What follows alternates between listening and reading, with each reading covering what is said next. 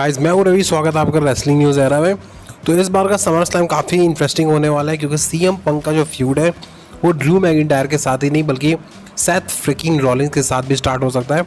अब क्वेश्चन ये है कि अगर सीएम पंक मेडिकली क्लियर नहीं होते हैं तो फिर सेथ रॉलिंस कहाँ जाएंगे, क्योंकि सेथ रॉलिंस आप चैलेंज नहीं करेंगे वर्ल्ड टाइटल पे, क्योंकि एक स्टिपुलेशन था कि जब तक डेमियन प्रिस्ट वर्ल्ड चैंपियन रहेंगे तब तक सेथ रॉलिंस वर्ल्ड टाइटल पे चैलेंज नहीं करेंगे। हाँ, बैक स्टेज पे डेमियन प्रिस्ट और रॉलिंस में बात हुई थी कि गुंथर को फेस करने के बाद वो फिर से रॉलिंस को फेस करेंगे, क्योंकि जो बॉच हुआ था जहाँ पे डेमियन प्रिस्ट ने एक तरह से पिनफॉल हो गए थे, उस पर एक बहुत बड़ा इशू बन गया था। अब देखो डेव मेल्जर क्या कह रहे हैं समर स्लैम के लिए, स्क्रीन पे देख सकते हो। Dave Meltzer suggested that WWE might opt for a three-way match involving CM Punk, Drew McIntyre and Seth Rollins at SummerSlam rather than a singles match between Punk and McIntyre.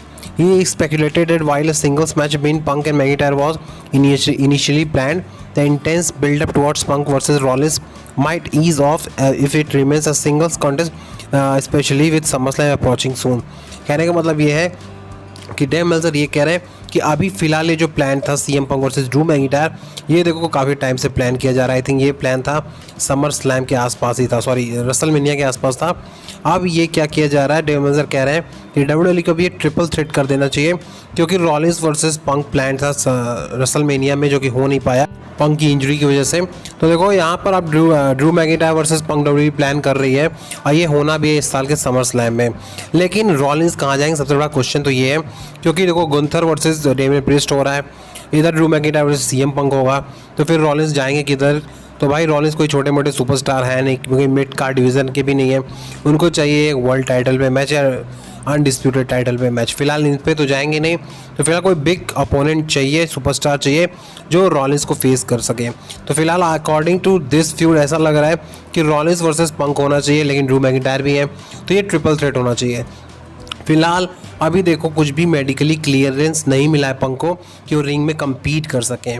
तो फिलहाल देखो जो Adam पियर से बात हुई थी back stage पे, देखो सीएम पंक को पहले लाना है अपना मेडिकल क्लियरेंस सर्टिफिकेट, वो रिपोर्ट लाना है, पहले वो क्लियर हो जाए उसके बाद ही उनको WWE अलाउ करेगी कम्पीट करने के लिए, उनका मैच ऑफिशियल करेगी।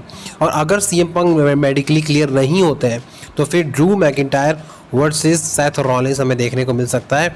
एक आई थिंक ये री मैच होगा रेसलमेनिया का। तो यहाँ पर भाई देखो शायद WWE प्लान कर सकती है, उनके पास एक अल्टरनेट ऑप्शन होगा अगर पंक क्लियर नहीं होते हैं।